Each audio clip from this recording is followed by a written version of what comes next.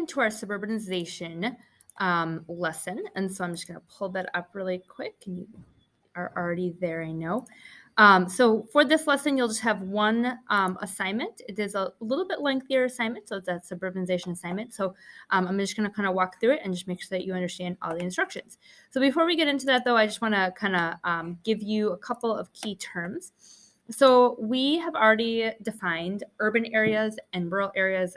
So an urban area is an area of a city, it's where we have a city or something to do with the city. So we have our cities, they're primarily non-agricultural.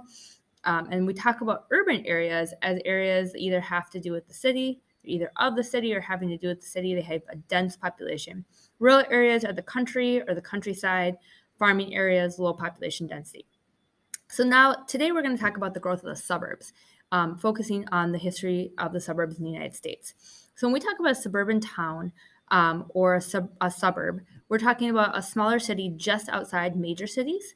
Sometimes they're called bedroom communities. And the reason they're called bedroom communities is early on, many of the suburbs were really just places for people to live, and then they would drive to the city for their jobs. However, today, suburbs have really kind of have their own economies, they have their own governments, and a lot of people actually work in the suburbs.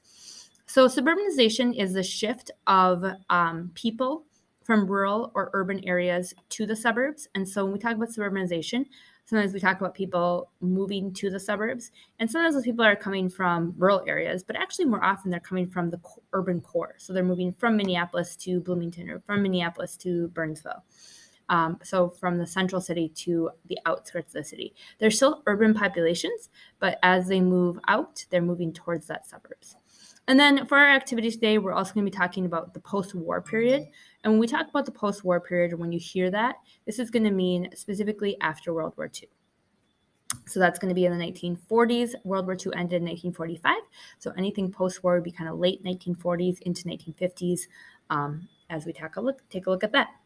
So the lesson for today, the suburbanization assignment, goes like this. So you are going to open this assignment. You are going to actually open up this link. And this link is going to bring you to a presentation that you're going to use to walk you through the assignment. So it says, answer the following questions. You're going to list two things. You're going to start just by listing two things you like about living in the suburbs and two things you don't like about living in the suburbs. And then when you grow up, where would you like to live? A city, a suburb, or a rural farming region? And then you're going to start using the slides. So it should really specifically say like what is on what slide you're going to need. In fact, that first question is actually just going to ask you to kind of go through the slide I just went through and to list your own definitions. Then you're going to use slide 3. You're going to use slide 4 or 5. Then you are going to be asked at times to, within the slides, be asked to watch some videos. So for example, on slide 4, you need to watch the video. Now the video is pretty long, but it will indicate what part of the video you actually need to watch. So in this case, you're going to skip to 4 minutes and you're going to watch to 10 minutes. Here, this doesn't have a time period, so you're just going to take a look at the actual video. Okay, so some of the videos are pretty short. Then at the end of the assignment, it is going to ask you to read an article. So you're going to open up this article. And when you open up that article, you are going to read that, and then you're going to answer the questions there. So this is your last assignment for this week. Once again, reach out to me if you have any questions.